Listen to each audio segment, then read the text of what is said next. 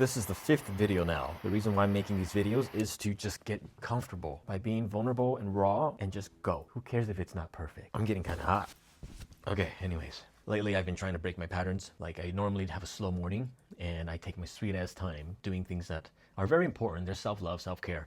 But because I have ADHD, this is so good. It leaves a very vulnerable window where I can easily lose track and get distracted. So I've been trying to break that pattern by waking up and just get on the computer and start editing. Where was I? Oh, so this is why I'm filming right away as soon as I come in here and avoid the traps. I'm just trying to keep everything simple and not ask too much of myself. The lesson I'm learning now in this phase is being kind and gentle to myself. We put too much on our list and it gets frustrating when we don't complete them. Why do that to ourselves? So the practice I'm doing is being okay with doing nothing. And it's like, for real, be okay. Even though I can sit there and not do anything, if I'm still worrying, that's still a problem. And that is like this disapproval of the self, or being hard on yourself. There's a lot of layers to this.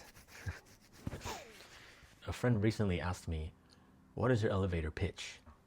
I'm like, what, elevator bitch? No, elevator pitch. Like, you have 30 seconds to introduce yourself, what you're about. I'm still working on it, but I'm a cigar connoisseur suffering from ADHD. And I don't think that's really a complete elevator pitch, but that's sort of the concept I have right now that I'm messing around with. And I kind of like that because it's not something specific, like I am a photographer or content creator or videographer. I don't want to box myself in. I'm all over the place, and I take pride in that. We should embrace being curious. You're into this, dive right in, jump right in. If that excites you, do it. And then you might get bored in an hour. It's okay, just move on. And I think that's living. So growing up, I've always been ADHD the fuck out. I've always had trouble concentrating at one thing. Parent conference, they always tell my parents. And so always looking around, never paying attention.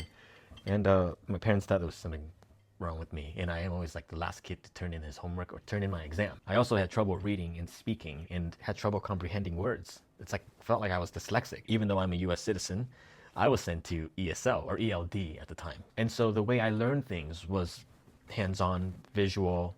And my sister, she's not a US citizen, and she didn't have any issues with her English. That was, to me, proof that I had a learning struggle or challenge. I see it in my head visually. It's like a 3D sandbox, and things are like a cutaway diagram, lines connecting things, and graphs. I would have to use real-world physical things in their relationship to each other to understand things, like using analogies. And I don't know if this is related. Whatever I was interested in, I would learn it in my own way, but I would find a lot of things interesting, but lose interest in it really quickly. So I would jump all over the place. And then in high school, during that period, I remember like the topic of the fucking day with your school classmates and your peers was, what's your GPA? What university are you trying to transfer to? What's your SAT score?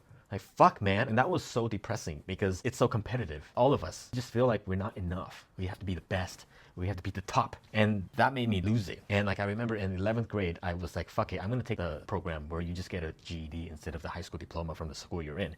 And I transferred to college. At the time, I bought into the system. Like, what do you want to be when you grow up? I said, I want to be a chef. A chef. I don't know why I said that, but I don't even give a fuck about cooking. So anyways, I went to a community college. PCC, Pasadena City College, or Pasadena Cannabis Club. That's what I call it, because all I did was smoke fucking tons of weed. At that time, that college is really packed. And my plan was to transfer to university, because that's what my parents wanted. But it was really hard to get any classes because it's seniority based. So people that are there longer could pick class first. So I couldn't get the class that gave me the units to transfer. And we didn't have much money, and I needed to be a full-time student in order to meet the criteria of a grant. And I thought, okay, well, I need to be a full-time student, and I don't know what I want to be, and I can't get any classes. So you know what? I'll take this time to pick all the fun classes, all the classes I'm interested in, and try it out. And then maybe that might narrow down what I want to do and what I want to major in and focus on.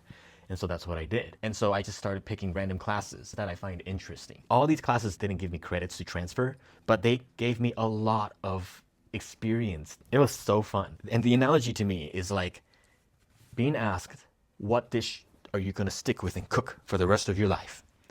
And I'm like, well, if I need to pick a dish, I don't know what dishes to cook because there's so many and I don't even know how they taste. I don't know what I like. I haven't tried them. So why don't I try all these different dishes and see what I like, and maybe I'll find one that I really like, and then it will make it easier for me to choose. I took acting class, I took advanced bodybuilding class, jazz vocal class, long distance swimming, radio and television classes, live sound reinforcement. I took a lot of sick ass classes. Computer programming, C++, video production class, photography class, black and white photography, color photography, business and economics, engineering, graphic and design. Fuck, that was fun. We used AutoCAD and SolidWorks. History of rock music, computer information systems, automotive technology, engine building and testing, audio for media, digital audio workstation skills, DAWs, you know, like Ableton Live, Logic, Pro Tools, Avid Systems, you name it. Avid Systems make video systems too. And live sound reinforcement. Fuck, that's a lot. It was so fun at the time. But you see, that's why I have all these books. None of them are fictional. None of them are novels. They're just like skill-based. And you know what the funniest thing was? Is you'd think that's gonna help me know what I want to do with my life, right? Hell no. I loved it all. When that question came again, I thought about that so hard. And I realized, after trying all these dishes, are you telling me I'm gonna have to pick one and stick with that for the rest of my life? Fuck that. And I can't see myself doing one thing forever. It's like, can you eat the same meal you cook every single day? Don't you want to cook all the different dishes? And sure, if you cook the same meal, you'll get really good at it. But I don't want to taste that thing, no matter how good it tastes. And that's it. We get this question all the time, and you might relate to it. It's, what do you want to be? You know, what do you want to do? My friends in school admire that I'm like dabbling into all kinds of different things. Somehow that made it to their parents' ears. When I meet them, they'll be like, Anson, what do you want to be? I would say, I don't know. Like, I'm so interested in everything. And so they would be like, well, you should pick one. And so I was getting that question from my friends' parents, from my family friends. And that got me, you know, then I started looking for what I want to do, what I want to be. But who the fuck says you have to pick one thing and get really good at? For what? So you can make a lot of money? Because people use money as a metric to measure happiness. And so to get the most money, you have to be the best. No.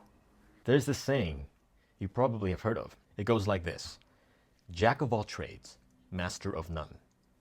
Heard it before? The message underneath that phrase is very discouraging. You know, like if you're a jack of all trades, you'll be a master of none. And I looked into this quote or phrase. Then I found out that's only half of the message. The full message goes like this. Jack of all trades, master of none, but oftentimes better than the master of one. That's the original. And if you think about it, that's an encouraging message. So what happened? You know, like people started telling each other, jack of all trades, master of none. That's kind of fucked up because you're saying half of the message to change the narrative. By the way, my major was audio engineering. It went from chef to audio engineering. And I loved it, learning music and all that. But that quote made me feel guilty, like I'm doing something wrong. Made me feel like a fucking failure. Like I didn't belong in this world, like there's something wrong with me. Until I learned the second half of the phrase. Oftentimes better than the master of one. I felt vindicated. I felt wronged. I felt resentment towards all those people who tried to box me in. And then I became really, really defiant and really rebellious. It's like, fuck you. Then I came across this really cool TED Talk by Emilie Wapnick, and she's talking about why some of us don't have a one true calling. And basically she was saying that some people are wired to be specialists, like lawyer, doctor, welder. And some of us are what she calls multi-potentialite. It's kind of like a polymath or the Renaissance man. And one of the superpowers, she calls it, is that they are naturally curious and interested in many different subjects or disciplines. A multi-potentialite dabbles in many different fields. And so they're really good at idea synthesis, whereas a specialist is the one who specializes and is really, really good at one thing. Her research made me realize that, hey, maybe I do have a place in this world. And so I decided to continue with being the student of life and be open and willing to learn everything and anything. There's another quote that I really like, and it goes like this. In the kingdom of the blind, the one-eyed man is king. And this might be a little bit far-fetched, but Einstein said, true intelligence is the ability to change. How adaptable you are. Don't be rigid. Be fluid. Be like water. So yeah, if you ever come across people who tries to tell you that you're jack of all trade but a master of none, tell them there's other ways in life. Don't be afraid to try. That's it. You shouldn't apologize for the way you're wired. Embrace that shit, own that shit, and encourage your fellow multi-potentialites. Oh yeah, I forgot to show you this. So there's a remote here. You turn this shit on and it generates fog. Oh, it's the same color. Yeah, so I might film something one day and make it more cinematic. Volumetric smoke. Yeah, I think I'm done yapping. Thanks for tuning in.